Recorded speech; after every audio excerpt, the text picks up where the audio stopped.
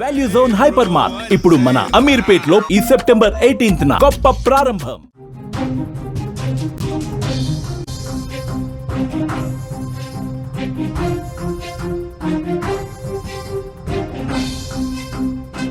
Big breaking news చూస్తున్నాం. హైదరాబాద్ లో భారీ వర్షం కుమ్మేసింది. ఏకధాటిగా 3 గంటల పాటు వర్షం పడింది. ముంపుకు గురైపోయాయి లోతట్టు ప్రాంతాలన్నీ కూడా. కుండపోత వర్షంతో ప్రజలు నానా అవస్థలు పడ్డారు. నదుల్లా మారిపోయినాయి, చెరువుల్లా మారిపోయినాయి. రోడ్లు మొత్తం వాహనాలు కూడా కొట్టుకుపోయిన పరిస్థితి ఉంది చాలా ప్రాంతాల్లో. ఇళ్లలో కూడా భారీగా వరద నీరు వచ్చేసింది.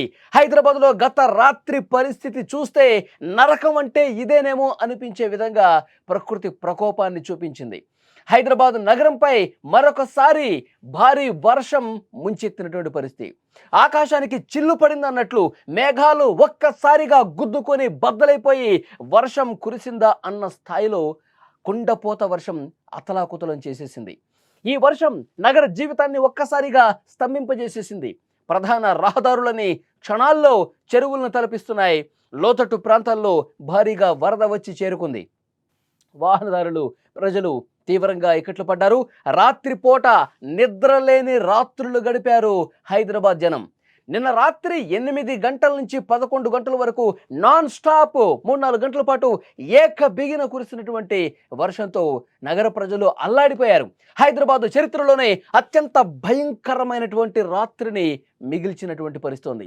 మియాపూర్, షేర్లింగంపల్లి, కుత్బుల్లాపూర్, అమీర్పేట్, మాదాపూర్, జూబ్లీహిల్స్, బంజారాహిల్స్ వంటి ప్రాంతాల్లో ప్రధాన రహదారులపై మోకాళ్ల లోతు వర్షపు నీరు నిలిచి ఉంది. ప్రధాన రోడ్లన్నీ కూడా మునిగిపోయాయి. రోడ్ల మీద బైకులు తీసుకొని వాహనదారులు పోవాలంటే ఆ బైకులు వదిలేసుకొని పోవటం బెటర్ అన్న స్థాయిలో వర్షం భారీగా కురుస్తోంది.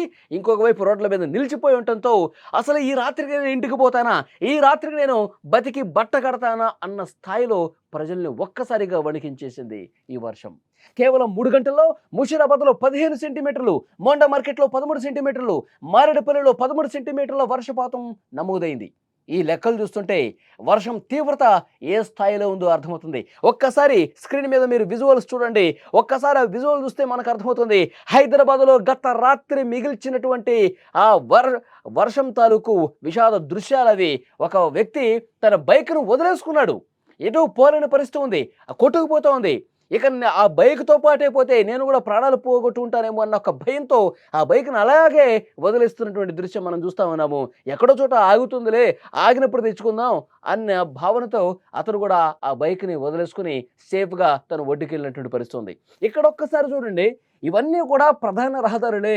హైదరాబాద్లో ఉన్నటువంటి ప్రధానమైనటువంటి కాలనీసే. అవన్నీ కూడా పూర్తిగా చెరువులు కల్పిస్తున్నాయి. చెరువులోకి వర్షం భారీగా చొచ్చుకొని పోతున్నట్టుగా సీన్ కనిపిస్తుంది. కానీ అదొక ప్రధాన కాలనీ. ఆ కాలనీలో మనకి షాపులు కనిపిస్తున్నాయి, అన్నీ కూడా షటర్లు కనిపిస్తూ ఉన్నాయి. రోజు ప్రజలందరూ అందులో హ్యాపీగా నడుచుకుంటూ షాపులకు పోయి తమ ఇళ్ళకి పోతారు. కానీ ఈరోజు అక్కడ చెరువు కనిపిస్తోంది. చెరువు మొత్తం నిండిపోయి అక్కడ జనావాసాలని, అక్కడ షాపుల్ని, ఆ ఏరియాని మొత్తం కూడా ముంచేసినట్టు పరిస్థితుంది. బైకులు కొట్టుకుపోతున్నాయి, ఇక మనుషులే కొట్టుకుపోతున్నారు. ఇక్కడ చూడండి, ఒక్కసారి మనుషులు ఒక్కసారిగా అతన్ని కాపాడుతున్నారు. నీ బైక్ పోతే పోయింది, ముందు నువ్వు బతుకు, నువ్వు సేఫ్గా ఇటు రా అని చెప్పి అతన్ని కాపాడి ఇక్కడ షాప్ లోపలికి తీసుకొస్తున్నటువంటి దృశ్యం అది. హైదరాబాద్లో గత రాత్రి ఎక్కడ చూసినా ఇలాంటి దృశ్యాలే కనిపించినాయి. గత రాత్రి హైదరాబాద్లో ఏ మూలకు వెళ్ళినా, అటు సికింద్రాబాద్ అండి, ఇక్కడ ఎల్బీ నగర్ వెళ్ళండి, ఇటు మాదాపూర్ రండి, ఎటు చూసినా సరే మొత్తం వర్షపు నీరుతో పలు కాలనీలు చెరువులను తెరిపిస్తున్నాయి. జలమయం మరుస్తుంది. ఒక కాలనీలో ఇంట్లో ఉన్న దృశ్యం ఒకసారి చూడండి. అది ఇల్లంటే ఎవరైనా నమ్ముతారా? ఇదొక చెరువు, చెరువులో ఇల్లుందా అన్న స్థాయిలో అక్కడ వర్షం నీరు ఏ విధంగా నిలిచిపోయిందో చూడండి. అవన్నీ కూడా ఇళ్ళు ఏ విధంగా మునిగిపోయినాయి. మొత్తం నడుములోతు నీళ్ళు వచ్చేసినాయి. ఇంట్లోకి వాటర్ వచ్చేసింది. ఇల్లు మొత్తం మునిగిపోయింది. ఇంట్లో ఉన్న వస్తువులన్నీ తడిసిపోయాయి. అంత భారీ వర్షం నరకం చూసిన పరిస్థితుంది. అసలు కంటి మీద నిద్ర ఉందా? గత రాత్రి అసలు వీళ్ళు పడుకున్నారా? వాటర్ మొత్తం ఇంటిని ముంచేసి ఇంటి లోపల ఒక చెరువులాగా వాటర్ మనకు కనిపిస్తోంది. చూడండి, ఇంట్లో ఉన్న సామాగ్రి మొత్తం ఏ విధంగా వాటర్లో తేలియాడుతున్నాయో. రాత్రి అసలు వాళ్ళు పడుకుని ఉంటారా? ఇంత దారుణంగా వర్షం పడింది. మొత్తం ఇంట్లో ఉన్న సామాన్లు మొత్తం చెల్లాచెదిరిపోయాయి. ఇంట్లో ఉన్న బీరువాలు కావచ్చు, ఫర్నిచర్ కావచ్చు, మొత్తం మునిగిపోయాయి. ఇంటి బయట పెట్టుకున్న వాహనాలు మొత్తం కొట్టుకుపోయాయి. మొత్తం కట్టు బట్టల మీద వాళ్ళందరూ కూడా బయటకు వచ్చేసి ప్రాణాలు కాపాడుకున్న పరిస్థితి ఉంది. ఇక్కడ చూడండి, ఇంట్లో నడుములోతు నీరు ఆ కాలనీని ముంచేసి ఇంటి లోపలకు కూడా వచ్చేసిందంటే ఎంత భయంకరంగా పరిస్థితి ఉంది. హైదరాబాద్లో చాలా కాలనీల్లో గత రాత్రి ఇదే విధమైనటువంటి నరకం కనిపించింది. మొత్తం మునిగిపోయిన పరిస్థితి ఉంది. రాత్రి కురిసిన కుంభవృష్టికి రహదారులు నదులను తలపించాయి. సైబరాబాద్ పోలీస్ కమిషనరేట్ నుంచి బయోడైవర్సిటీ వరకు రాయదుర్గం వరకు ట్రాఫిక్ జామ్తో వాహనదారులు ఎంత ఇబ్బంది పడ్డారంటే ఖైరతాబాద్ కావచ్చు, పంజాగుట్ట కావచ్చు, అమీర్పేట కావచ్చు, ఇలాంటి బిజీ ఏరియాల్లో కూడా చాలా దారుణమైనటువంటి పరిస్థితి కనిపించింది. వాహనాలు ముందు కదలక కొన్ని గంటల పాటు సిగ్నల్స్ దగ్గర వేచి ఉన్న పరిస్థితి ఉంది.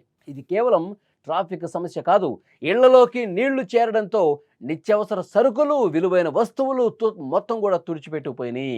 పార్క్ చేసిన కార్లు, బైకులు పూర్తిగా నీట మునిగిపోయినాయి. ఒక్కసారి మీరు ఆ విజువల్ చూస్తే అర్థమవుతుంది. బైకులే కాదు, మనుషులు కూడా ఒక పక్క కొట్టుకుపోతున్నారు. వరద నీటిలో కొట్టుకుపోతున్న వాళ్ళని పక్కనే ఉన్న వాళ్ళు కాపాడిన పరిస్థితి. లేదంటే చాలామంది అందులో కొట్టుకుపోయేవాళ్ళు తమ ప్రాణాలు కోల్పోయే పరిస్థితి. అంత భయంకరమైనటువంటి పరిస్థితి ఉంది. హైదరాబాద్లో ఒక మోస్తరు వర్షం పడితేనే చాలా చోట్ల వాటర్ నిలిచిపోయి భయంకరంగా ఉంటుంది. అయితే క్లౌడ్ బర్స్ట్ కురిస్తే, ఒక్కసారిగా మేఘ విస్ఫోటనం జరిగితే, ఆకాశానికి చిల్లు పడింది అన్నట్టుగా 3-4 గంటల పాటు ఏకధాటిగా వర్షం పడితే హైదరాబాద్ పరిస్థితి ఏంటి? గత రాత్రి అదే జరిగింది.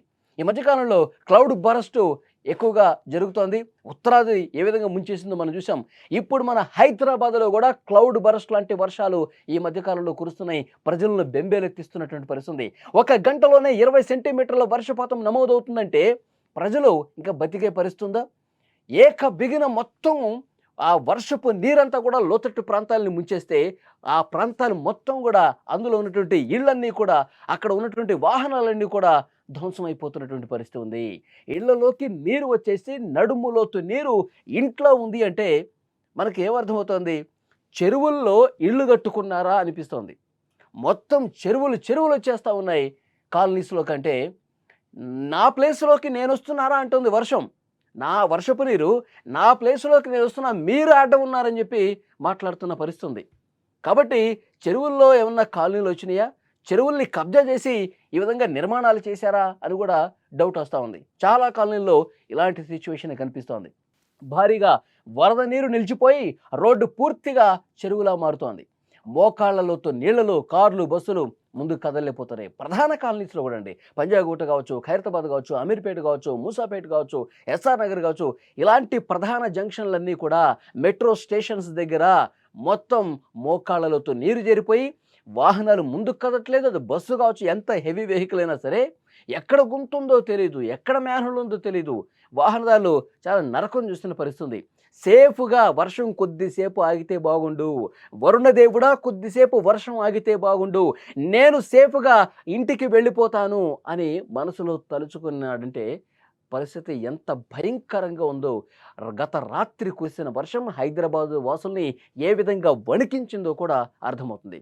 ఒక్కసారి ఆ దృశ్యాలు చూస్తే మనకు అర్థమవుతుంది ప్రజలు ఎంత బాధపడ్డారో, ఎంత నరకం చూశారో. ఒక్కసారి ఆ విజువల్ చూస్తే అర్థమవుతుంది. ఒక కాలనీ, 2 కాలనీలు కాదండి, చాలా ప్రాంతాల్లో కూడా రాత్రి ఇదే సిచ్యువేషన్ ఉంది. మొత్తం భయపడిపోయారు. ఈ నీటి ప్రవాహంలో ఎవ్వరూ కూడా ముందుకు కదలలేని పరిస్థితి ఏర్పడింది. చాలా కుటుంబాలు వాళ్ళు నిద్రలేని రాత్రులు గడిపిన పరిస్థితి. సో డెఫినెట్గా ప్రస్తుతం ప్రభుత్వ యంత్రాంగం స్పందిస్తోంది, అధికార యంత్రాంగం స్పందిస్తున్నారు. ఎక్కడ వాటర్ నిలిచిపోయిందో అక్కడ మొత్తం కూడా పరిస్థితిని మళ్ళీ చక్కదిద్దే ప్రయత్నం చేస్తున్నారు. మొత్తం ఆ నాలాలన్నీ కూడా చాలా ఉధృతంగా ప్రవహిస్తున్నాయి. ఈరోజు ఉదయం నుంచి కూడా రాత్రి కురిసిన వర్షానికి నాలాలు నిండిపోయి ఇంకా ప్రమాదకర స్థాయిలో ప్రవహిస్తున్నటువంటి పరిస్థితి. సో అధికార యంత్రాంగం చెప్తా ఉన్నారు, వర్షాలు ఇంకా ఉన్నాయి, కురిసే అవకాశం ఉంది. కాబట్టి డెఫినెట్గా మన జాగ్రత్తలో మనం ఉండాలి. వర్షం పడేటప్పుడు ఎవరు కూడా బయటకు రావద్దని చెప్పి చాలా స్పష్టమైనటువంటి హెచ్చరిక జారీ చేసిన పరిస్థితి. ఈరోజు ఉదయం నుంచి కూడా మానిటరింగ్ బృందాలన్నీ కూడా అధికార యంత్రాంగం ఆదేశాలతో పూర్తి స్థాయిలో అక్కడ చేస్తూ ఉన్నారు. నిలిచిపోయిన వాటర్ని మళ్ళీ పంపిస్తూ ఉన్నారు. ఎక్కడైతే ఇబ్బంది పడ్డారో, ఎక్కడైతే కాలనీస్ పూర్తిగా మునిగిపోయి అక్కడ ఇళ్లలోకి వాటర్ వచ్చేసిందో అక్కడ కొంత సెటరేట్ చేసే పరిస్తున్నారు అధికారులు. వాళ్ళకి జరిగినటువంటి నష్టాన్ని కూడా అంచనా వేసే పరిస్థితి ఉంది.